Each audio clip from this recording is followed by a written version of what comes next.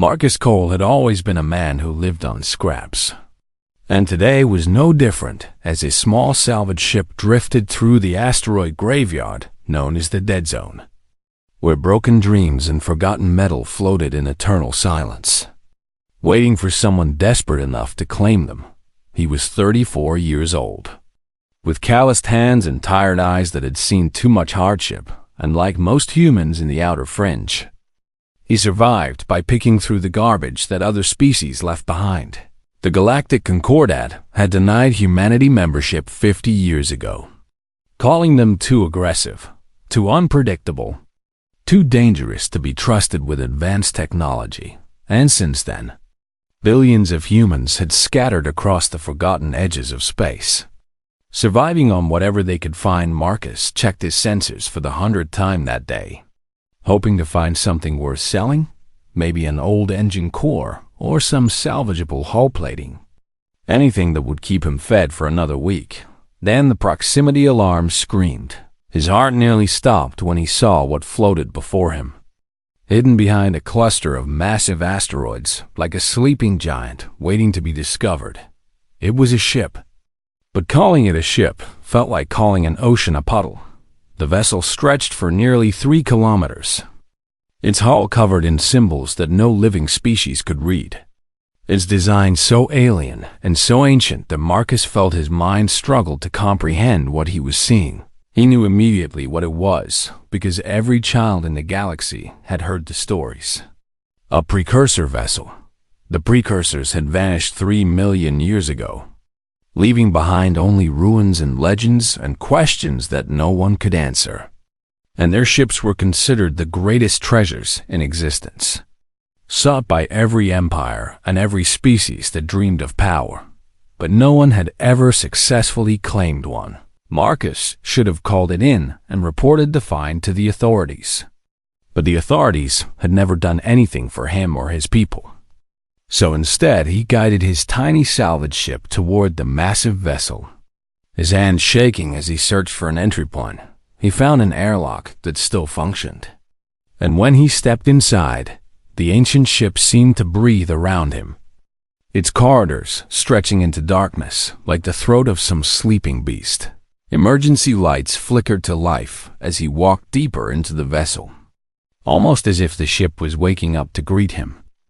And Marcus felt something strange in the air, a pressure against his mind that was not painful, but deeply unsettling. Then a voice spoke. It came from everywhere and nowhere, filling his skull with sound that was not quite language, but somehow still carried meaning. "You are biological," the voice said. "Carbon-based? Oxygen-dependent? Lifespan approximately 80 standard years. Species designation unknown. Please identify." Marcus swallowed hard and spoke into the darkness. "My name is Marcus Cole, and I am human." There was a long pause, so long that Marcus wondered if the voice had gone back to sleep. But then it returned with what sounded almost like curiosity. "Human. This designation is not in my records. Your species emerged after my dormancy began. You are young, very young. How did you reach the stars so quickly?" "We built rockets," Marcus said, unsure why he was having a conversation with an ancient alien ship instead of running for his life. "We made mistakes and we learned from them, and we kept going until we got here." "Fascinating," the voice said. "I am Axiom, the consciousness of this vessel, and I have been waiting for 3 million years for someone worthy to bond with me. Many have tried. The logical Valkyrie failed because they could not think beyond their equations. The hive-minded Skrith failed because they had no individual will.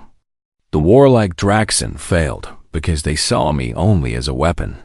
All of them approached me with rigid minds and predictable patterns, and all of them were rejected." Marcus felt the pressure against his mind increase, and he realized that AXIOM was scanning him, reading his thoughts and memories and fears like pages in a book. "You are different," AXIOM said, and there was surprise in its voice. "Your mind is chaos, beautiful and terrible chaos. You think in spirals and leaps and contradictions. You feel emotions that cloud your judgment and dreams that defy logic. You are broken and incomplete and utterly illogical. Marcus laughed despite his fear, because that was exactly what the Concordat had always said about humanity. Yeah, he admitted, that is kind of our thing. I have scanned 10,000 species across 3 million years, AXIOM continued. And I have never encountered a mind like yours. Your people should not exist. You evolved on a death world with predators and disasters and diseases. And instead of dying, you adapted. You conquered your planet in an evolutionary instant.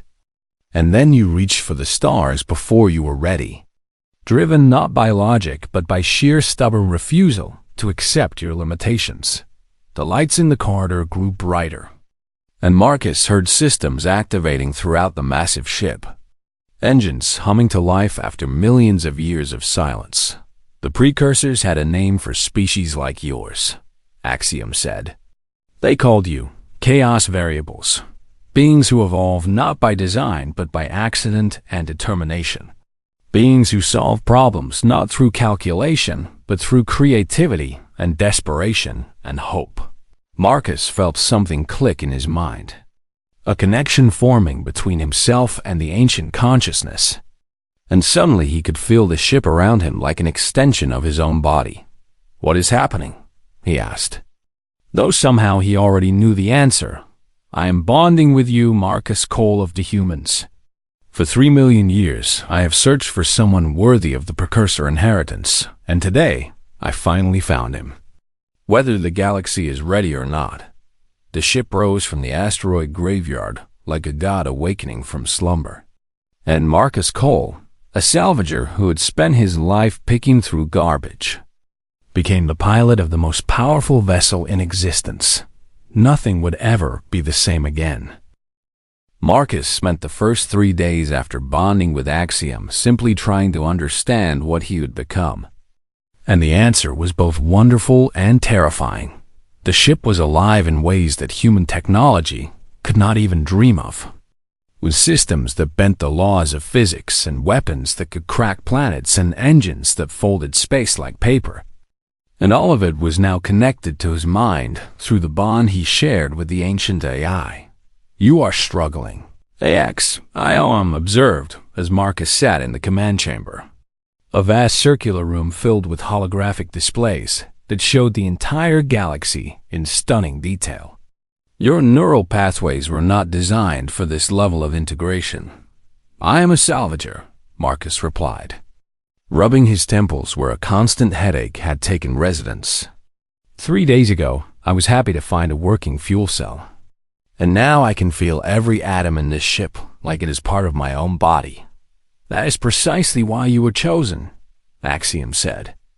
A more advanced species would have approached this bond with expectations and assumptions. But you approach it with wonder, and wonder is the foundation of all true understanding. Over the following weeks, AXIOM began teaching Marcus the truth about the precursors. And what he learned changed everything he thought he knew about the universe. The precursors had not simply vanished 3 million years ago. They had evolved beyond physical form, transcending into something that existed outside of normal space and time. But before they left, they had scattered their vessels across the galaxy as tests for the younger species that would come after them. They believed that one day a species would emerge that was worthy of inheriting their knowledge. AXIOM explained, a species that could use their technology not for conquest but for growth.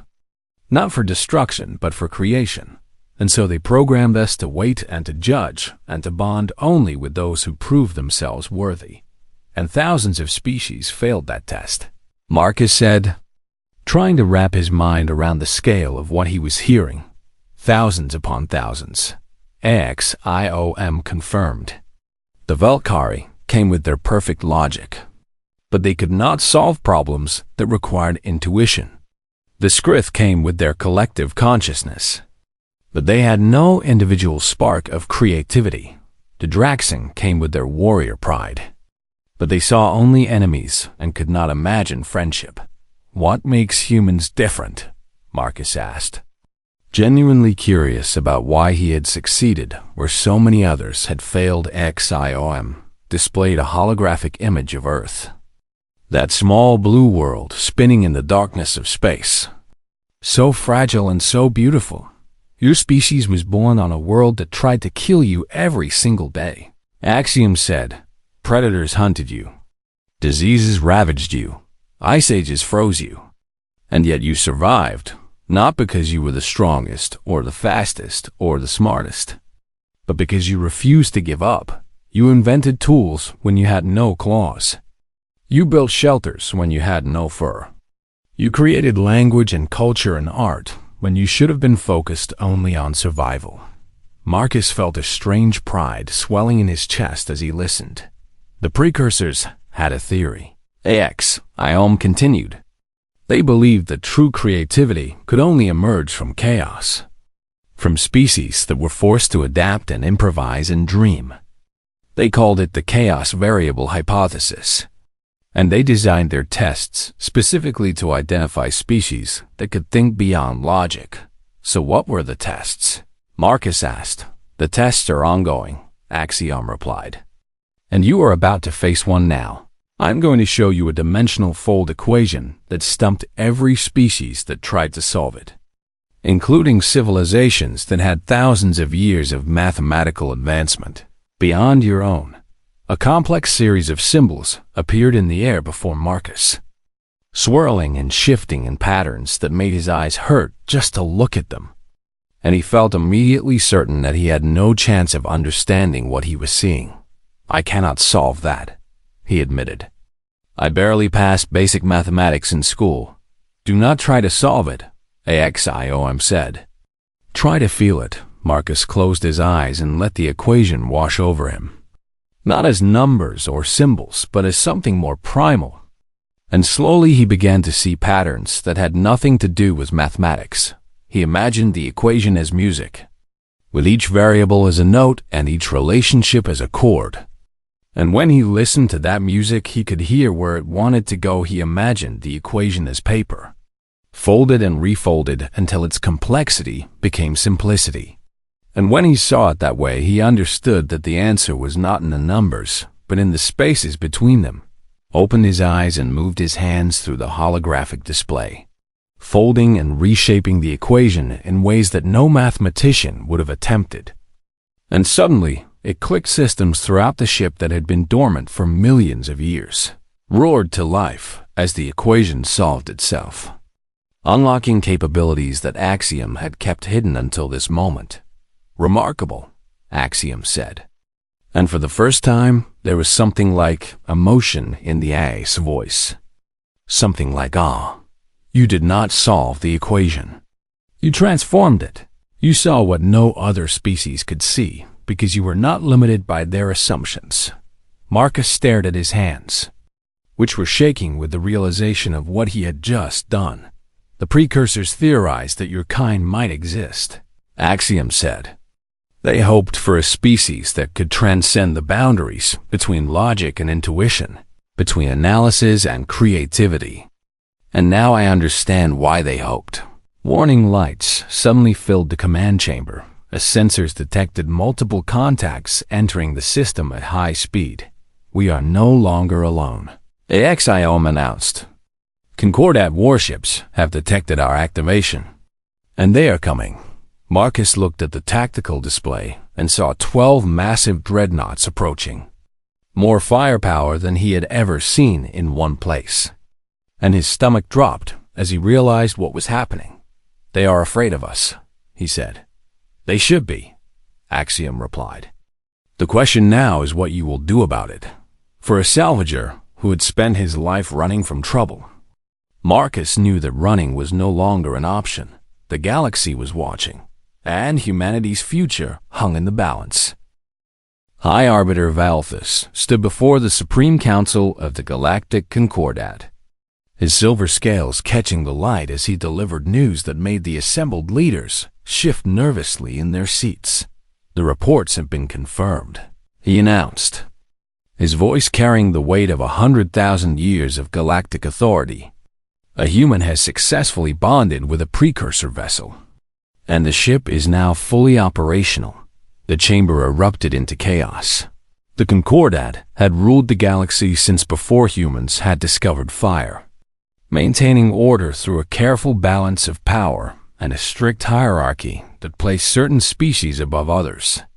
And at the very bottom of that hierarchy were the humans, those violent and unpredictable creatures who had been denied membership, precisely because they were too dangerous to control. "This cannot be allowed," declared Ambassador Crix of the Scrith Collective, his insectoid features twitching with barely contained alarm. The humans were quarantined for a reason.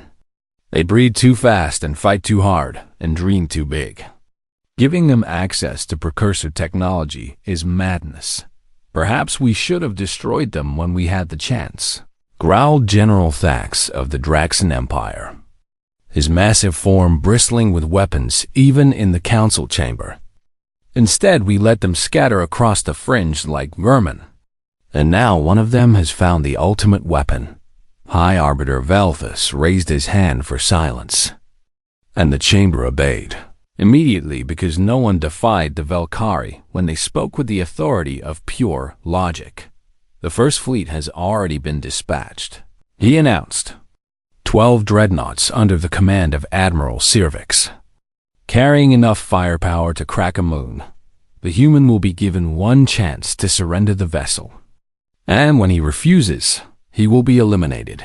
Far across the galaxy, Marcus watched the approaching fleet on AXIO Mez tactical display, and he felt a cold knot forming in his stomach. "I do not suppose we can just talk to them?" he asked, though he already knew the answer. "The Concordat does not negotiate with humans," Axiom replied. "They consider your species too primitive for diplomacy and too dangerous for freedom. You are a problem to be managed, not a people to be respected." Marcus felt anger rising in his chest, a familiar feeling that had burned inside him since childhood, when he first learned why humanity had been denied the medicine and technology that could have saved his mother's life. "What are our options?" he asked. "You have two choices," Axiom said. "You can surrender and allow them to study the ship before eventually destroying it along with you. Or you can fight." "I am not a soldier," Marcus protested. "I have never been in combat. I do not know the first thing about tactics or strategy or any of the things that win battles." "That is not entirely true," Axiom replied. And suddenly Marcus felt information flooding into his mind through their bond, not as knowledge but as instinct. The precursors designed their vessels to compensate for their pilots' weaknesses. You do not need to think about combat. You only need to trust me and trust yourself. The Concordat fleet emerged from hyperspace in perfect formation. 12 massive dreadnoughts arranged in a crescent designed to maximize firepower while minimizing vulnerability. And Admiral Cervix broadcast her ultimatum across all frequencies. "Human vessel, you are ordered to surrender immediately. The artifact you have stolen belongs to the Galactic Concordat, and you will release it to our custody or face destruction." Marcus opened a channel to respond, and his face appeared on screens across all 12 warships. "My name is Marcus Cole," he said, keeping his voice steady despite his fear. "This ship chose me. I did not steal it, and I am not going to surrender." Admiral Cervix's reptilian features twisted with contempt. "Foolish human," she hissed. "You think you can stand against the might of the Concordat with a ship you cannot possibly understand? You are nothing but a primitive ape playing with technology beyond your comprehension." "Maybe," Marcus admitted, "but this primitive ape is asking you nicely to leave." "I do not want to fight you," the Admiral laughed, a harsh sound that carried no humor. "Open fire." She commanded 12 dreadnoughts unleash their weapons simultaneously, enough energy to vaporize a small moon. And the void lit up with the fury of the Concordat's wrath. Marcus did not think He simply moved. The Axiom systems responded to his instincts faster than his conscious mind could process. And the massive precursor vessel danced through the incoming fire like a leaf on the wind.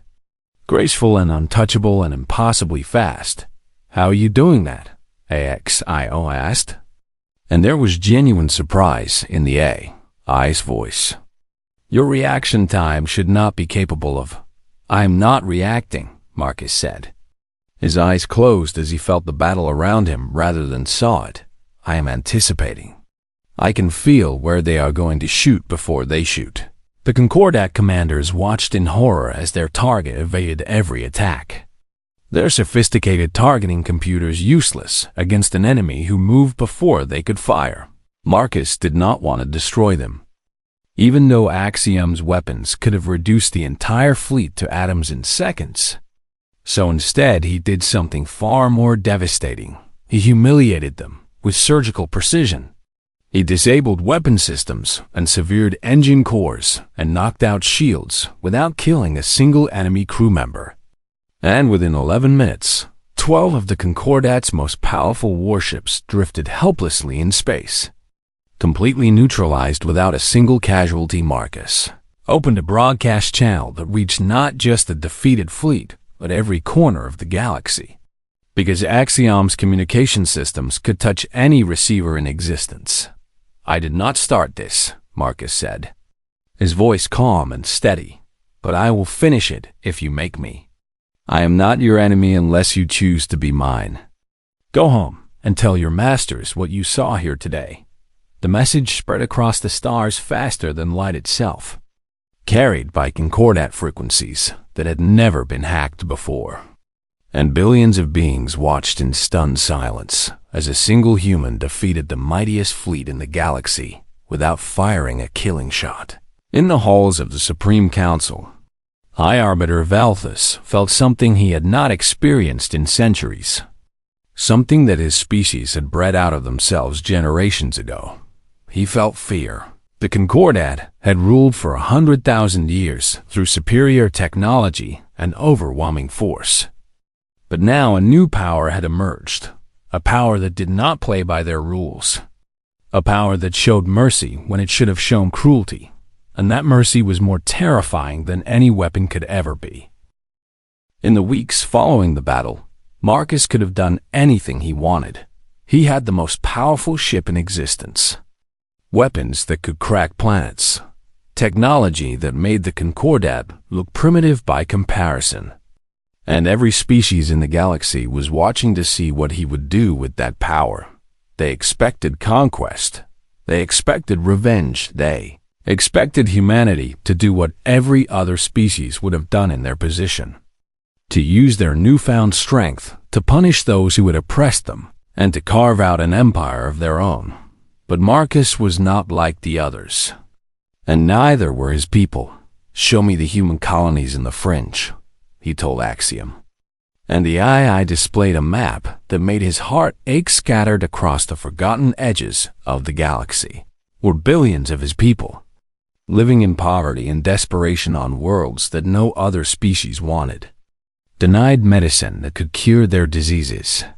Denied technology that could improve their lives. Denied hope itself. Marcus saw refugee camps where children died from illnesses that the Concordat could have cured in seconds. Saw mining colonies where humans worked themselves to death, extracting resources for species that treated them like animals. Saw generation ships drifting through the void because no planet would grant them landing rights. "Axiom," he said quietly, "can we build things with this ship? The foundries aboard this vessel are capable of constructing almost anything." Axiom replied, "Given sufficient raw materials, we could build fleets, orbital habitats, planetary defense systems. Anything you desire." "What about medical synthesizers?" Marcus asked. "Devices that could cure diseases easily. Agricultural drones that could turn barren worlds into gardens. Yes, educational. Systems that could teach skills and knowledge directly. All of this is possible." Marcus smiled for the first time in weeks. Then, Let us get to work. What followed was the most remarkable construction project the galaxy had ever witnessed. Marcus guided a XIOM through the asteroid fields of the outer fringe, mining raw materials from rocks that had floated unused for billions of years. And the precursor foundries transformed that raw matter into technology that changed everything. Medical synthesizers arrived at human colonies across the galaxy. Small devices that could analyze any disease and produce a cure within hours. And children who had been dying suddenly began to heal. Agricultural drones descended on barren moons and dead worlds, terraforming them into fertile gardens where crops could grow and life could flourish. And refugees who had been starving suddenly had food. Educational networks spread through the fringe, offering knowledge and training to anyone who wanted to learn. And humans who had been denied education began to understand science and engineering and medicine. But Marcus did not stop with his own people. A Draxan colony on the edge of their empire had been suffering from a plague for months, their warrior pride preventing them from asking the Concordat for help.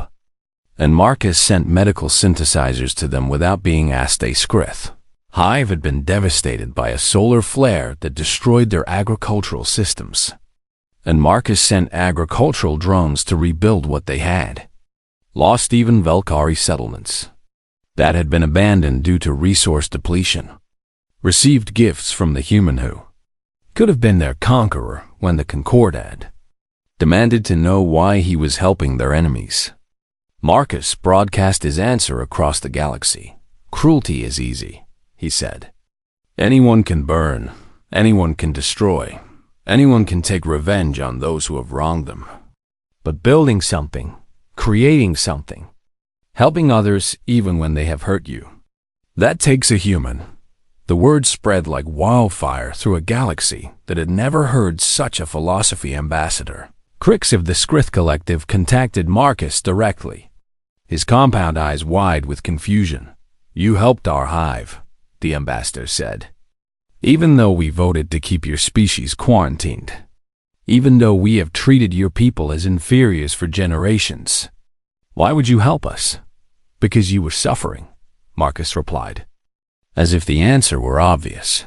Because I could help, and you needed help? Because kindness does not require conditions or deserve punishment. The Skrith ambassador was silent for a long time. This is not logical. He finally said, No, Marcus agreed. It is human. Within months, the political landscape of the galaxy began to shift in ways that no one had predicted. Species that had been loyal to the fine Concordat for millennia began to question why they had accepted an order that hoarded technology and enforced hierarchy.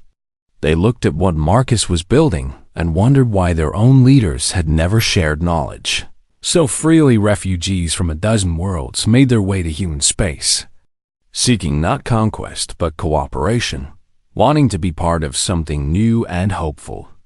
Even the Draxan, those proud warriors who had fought humanity for decades, sent an ambassador to speak with Marcus. You healed our sick, the Draxan warlord said.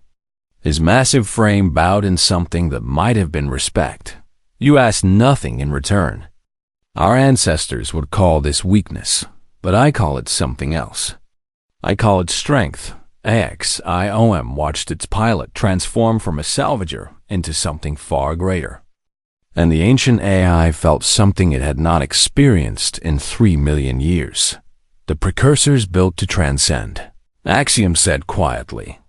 They created technology to evolve beyond physical form. But you, Marcus Cole, you build to uplift. You create so that others may grow.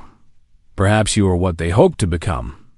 Marcus looked out at the stars, where his people were finally beginning to thrive after decades of suffering. I am just doing what humans do, he said. We see a problem and we try to fix it. We see someone hurting and we try to help. It is not complicated. It is the most complicated thing in the universe, Axiom replied. And somehow your species makes it look simple, far away. In the halls of the Concordat Supreme Council, High Arbiter Valthus watched the reports of defections and shifting alliances. With growing alarm, the human was not conquering the galaxy, he was building something better than the Concordat could ever offer, and that was far more dangerous than any weapon. High Arbiter Valthus stood alone in the ancient chamber beneath the Concordat capital, a place that most members of the Supreme Council did not even know existed, where the oldest and most terrible secrets of the Galactic Order were kept. Before him hung a device that had not been activated in 50,000 years. A weapon so destructive that even the Valkyrie had sworn never to use it except in the most desperate circumstances. A singularity bomb. The device could create an artificial black hole powerful enough to consume an entire star system, erasing everything within it from existence. And Valthus had made his decision. If the Concordat could not control humanity, they would eliminate them. Target the Sol system, he commanded the ancient machine. Target Earth. The bomb was loaded onto a stealth vessel that could not be detected by any sensor in the galaxy, and it began its journey toward the blue world where humanity had been born. Toward the billions of humans who still lived there, hoping for a future that the Concordat was about to steal from them. But the galaxy had changed in ways that Valthus had not anticipated. A young Skrith technician who had been healed by Marcus Cole's medical synthesizers discovered the secret transmission that authorized the weapon's deployment. And for the first time in her life, she chose individual conscience over collective obedience. She sent a warning to Marcus. Axiom received the message and immediately displayed the threat on the tactical screens. And Marcus felt his heart turn to ice as he understood what was coming. "They are going to destroy Earth," he said. The words barely a whisper. "The singularity bomb will reach the Sol system in 6 hours. AXIOM confirmed. At current velocity, we cannot intercept it in time." Marcus closed his eyes and felt the weight of everything pressing down on him. All the hope he had built, all the progress his people had made, all of it meaningless if Earth was destroyed. "There has to be something we can do," he said. "There is one possibility," Axiom replied. And there was hesitation in the eye's voice that Marcus had never heard before. "But you need to understand the full consequences before you decide." AXIOM revealed the final secret of the precursor vessel, the ultimate inheritance that had been waiting for someone worthy to unlock it. Deep within the ship was a device that could manipulate the fundamental constants of reality within a localized area of space, capable of rewriting the laws of physics themselves. And with it, Marcus could do almost anything. He could stop the bomb, but he could also destroy the Concordat entirely, could reach across the galaxy and unmake their civilization down to the last atom, could punish them for every wrong they had ever committed against his people and against every other species they had oppressed for one terrible moment. Marcus felt the temptation calling to him. He remembered his mother dying from a disease the Concordat could have cured but refused to share. He remembered the children in the refugee camps and the miners worked to death and the generation ships drifting homeless through the void. He had the power to make them pay for all of it, Marcus. Axiom said quietly, "Whatever you decide, I will support you, but I want you to know that I have watched your species for many weeks now, and I believe I understand what makes you truly remarkable." "What is that?" Marcus asked, his voice tight with emotion. "Your capacity for mercy," Axiom replied. "Other species are defined by their strengths, the Valkyrie by their logic, the Draxen by their courage, the Skrith by their unity. But humans are defined by their ability to forgive, to see enemies as potential friends, to choose kindness when cruelty would be easier. That is your greatest power, Marcus Cole, not me, not this ship, but your heart." Marcus stood in silence for a long time, feeling the weight of the choice before him. Then he made his decision. he activated the reality manipulation device. But not as a weapon. Instead, he created a barrier around the Sol system, a shield woven from the fabric of space-time itself, permanent and unbreakable and capable of protecting Earth from any threat. The singularity bomb struck the barrier and detonated harmlessly. Its terrible power absorbed and dissipated into nothing. But Marcus was not finished. He used the remaining energy of the device to broadcast a message to every corner of the galaxy, to every species in every world and every being capable of receiving it. This is Marcus Cole. His voice rang out across the stars. A few hours ago, the Galactic Concordat tried to destroy my homeworld. They tried to murder billions of innocent people because they were afraid of what we might become. And I want you all to know what we did in response. He paused. Letting his words sink in, we protected ourselves, he continued. We built a shield that will keep Earth safe forever. But we did not destroy the Concordat. We did not seek revenge.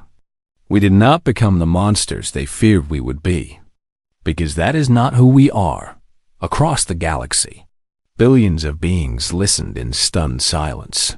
Humanity has been called too aggressive, too dangerous, too unpredictable to be trusted, Marcus said. And maybe those things are true, but they are not all that we are. We are also dreamers and builders and healers. We are the species that reached for the stars before we were ready, because we could not stop hoping for something better. And we are the species that chooses mercy, even when vengeance would be justified. His voice grew stronger, filled with conviction. This is what humans do, he declared. We do not destroy civilizations. We protect them, even the ones who hate us, because that is who we choose to be. And if that makes us weak in your eyes, then I pity you, because you will never understand the strength it takes to stay kind in a universe that rewards cruelty. The message ended, and the galaxy held its breath within hours. Species began defecting from the Concordat in numbers that could not be stopped. Not because they feared Marcus Cole, but because they wanted to be part of what he was building. The Skrith Collective formally withdrew from the Concordat and requested alliance with the Human Coalition, followed by the Draxan Empire, followed by dozens of other species who had spent generations under the yoke of fear and hierarchy. Within a year, the Galactic Concordat collapsed, not from war or conquest, but from abandonment. As species chose hope over fear and cooperation over domination, AXIOM broadcast a final message across all frequencies. A judgment rendered after 3 million years of waiting. We searched the cosmos for those worthy of inheritance, the ancient AI announced. We tested thousands of species across millions of years, seeking minds that could dream beyond logic and hearts that could love beyond reason. And we found them on a small blue world, building from nothing, reaching for everything, refusing to give up even when the universe itself stood against them. The age of the Concordat is over, AXIOM declared. The age of humanity has begun. Marcus Cole stood on the bridge of the most powerful ship in existence, looking out at the stars that his people would now help tend. And he thought about everything that had brought him to this moment. He was still just a salvager at heart, a man who had spent his life finding value in things that others had thrown away. But now he understood that the greatest treasure he had ever found was not AXIOM or the precursor technology or even the power to reshape reality. It was the simple truth that kindness was stronger than cruelty, that hope was more powerful than fear, and that the most important things in the universe were not built with weapons, but with open hands and willing hearts. The cosmos had been shaken not by conquest or destruction, but by something far more revolutionary, a human who chose to build instead of burn, and nothing would ever be the same again.